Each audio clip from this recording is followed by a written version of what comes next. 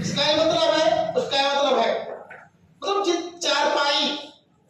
तो ध्यान दीजिएगा, तो दोनों का होता है, लेकिन हम बात करते हैं यौगिक की तो हम चारपाई लेते हैं। ध्यान हम चारपाई अगर कहते हैं इसमें दो यौगिक हो गया जी, तो ये यौगिक के दो शब्द, एक चार और पाई।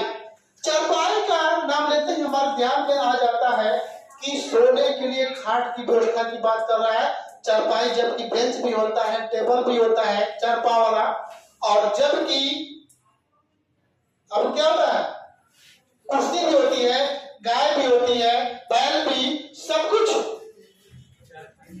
लेकिन हम वहां पर किसका बोध कराते हैं?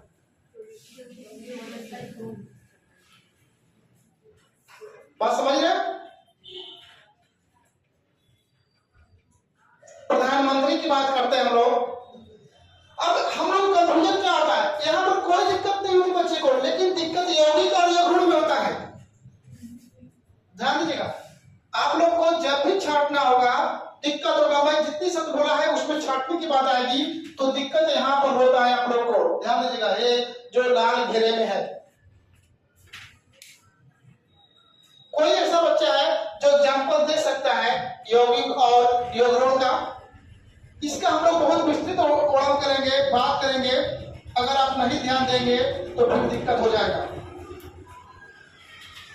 आपसे मैंने कहा प्रधानमंत्री और चारपाई, अगर यहाँ छाटने की जब बात हम लोग कर रहे हैं तो आप इन दोनों को यौगिक में रखेंगे या यौगुण में रखेंगे या अलग अलग रखेंगे? बताइए।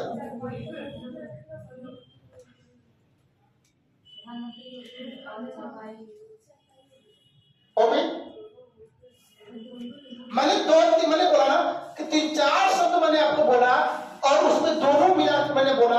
अब यहाँ के इसी के अंतर को छांटना है। सबसे पहले हम लोग बात करेंगे कि यौगिक शब्द होता क्या है। ठीक है, ठीक है, यौगिक शब्द होता क्या है? ध्यान देगा, जो दो या अधिक शब्दों से मिल करके बनते हैं वह यौगिक शब्द होते हैं।